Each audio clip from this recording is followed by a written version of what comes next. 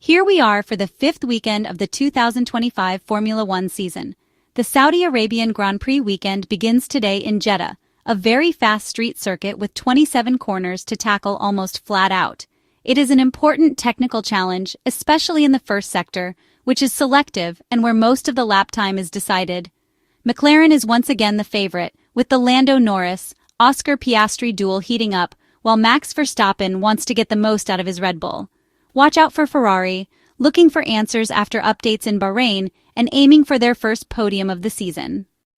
Charles Leclerc had mentioned in Bahrain that the new floor would bear fruit, especially in Saudi Arabia. This is due to two reasons.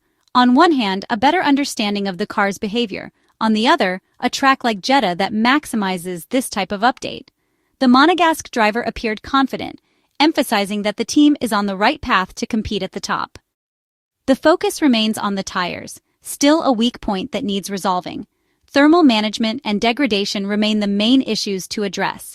Finding the right tire window could truly make a difference. Lewis Hamilton also drew positive signals from the Bahrain Grand Prix, despite some highs and lows. Some clues from the first race may prove useful, but now consistency is key. The Briton is aware that the temptation to return to familiar ground will be strong, but he is ready to face the leap into the unknown to find a connection with his new car. Mentality and patience will be crucial. Lewis Hamilton spoke openly about his feelings and his willingness to improve step by step. In Jeddah, he will aim for a deeper connection with his car, beyond just the result. The circuit features characteristics that could benefit the SF25 smooth track surface, stiffer suspensions, and the possibility of lowering the car by a few millimeters. After a complicated Bahrain weekend, Ferrari expects better performance from the new floor and a more tangible response in terms of performance. The rear wing has also been slightly revised with a modification to the DRS profile specifically designed for this layout. This is not a complete upgrade, but rather a targeted adaptation to reduce aerodynamic drag in specific conditions. Once again, tire management will be key. Ferrari struggled in Scuderia with tire activation, but things might change in Jeddah. Less thermal stress and a more favorable energy distribution. The drivers have been working intensively in the simulator on their warm-up strategy, particularly important on a track with long straights that cool the front axle. The Italian side aims to better exploit this operational window, with the goal of bringing a car that is finally balanced and ready to fight. Now let's take a detailed look at how events unfolded for Charles Leclerc and Lewis Hamilton in the first free practice session for the Saudi Arabian Grand Prix. In the first run of FP1 in Jeddah, both Ferrari cars hit the track with medium tires, ideal for consistently checking the car's behavior. During the outlap, both drivers performed aerodynamic tests with the DRS closed, gathering useful data on drag resistance. The first 3 laps were completed without interruption, followed by a cooling lap, which provided feedback on how to manage braking better. Then, Engine Mapping 1 was activated to assess the maximum push of the power unit. The initial balance of the SF25 seemed good but not without issues. There were still signs of instability at the center of the corners, with Charles Leclerc registering a couple of noticeable snaps in corners 13 and 16, caused by a rear end that was not perfectly synchronized with the front. The heavy traffic complicated the collection of precise data, slowing down the adaptation process. Despite this, the base setup seemed good. Notably, the two SF25 cars recorded the lowest top speeds among all the top teams. With the switch to soft tires, the rear end seemed more stable. However, something is still missing to perfect the driving experience. Charles Leclerc made a mistake at the final corner in his last attempt, which left him 70 thousandths behind Pierre Gasly's best time, although earlier he had used a cleaner line with a slower overall lap.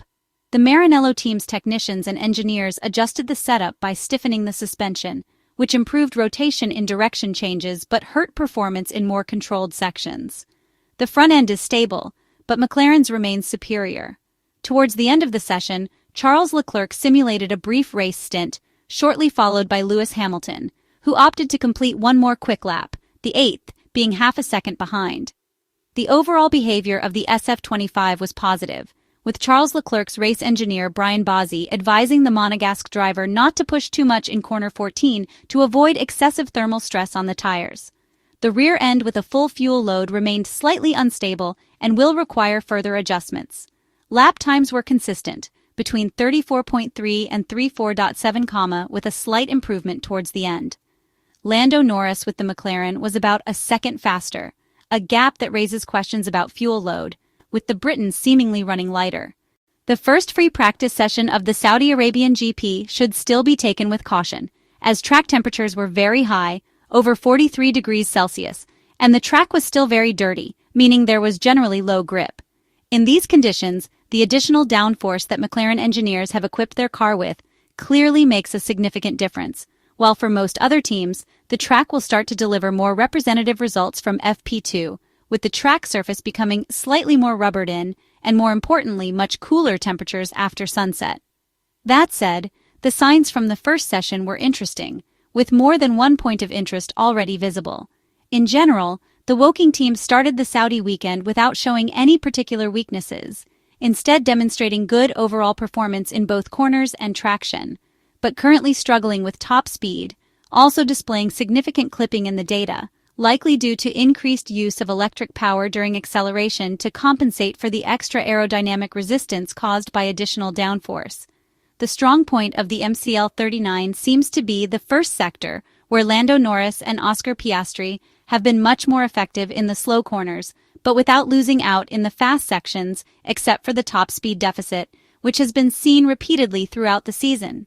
It is on this point that Mercedes seems to be attempting to challenge McLaren by combining effective traction in slow corners and strong performance in high-speed sections with high top speeds, positioning itself as a potential second force with the ability to attack the papaya frontrunners.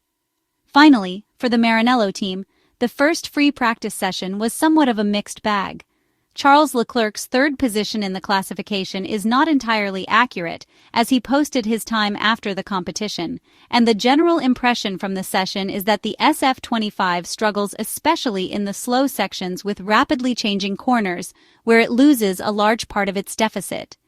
In the faster sections, Charles Leclerc's and Lewis Hamilton's cars perform well, with the Monegasque driver frequently registering the best minimum speed, but failing to close the gap in the first sector.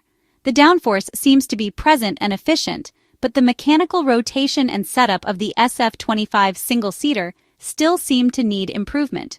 During the long-run tests at the end of the first free practice session, Lando Norris unfortunately seemed to be on another planet, with average lap times over a second faster than the rest of the field. However, analyzing the data in detail, it becomes clear that McLaren's car number 4 was conducting a simulation under very different conditions, probably with less fuel, which allowing him to gain time under braking and a much more aggressive engine mapping, with power delivery differences that were too pronounced to be considered realistic. The weekend looks interesting, with some clear technical indications that will need to be evaluated session by session, starting with the second free practice.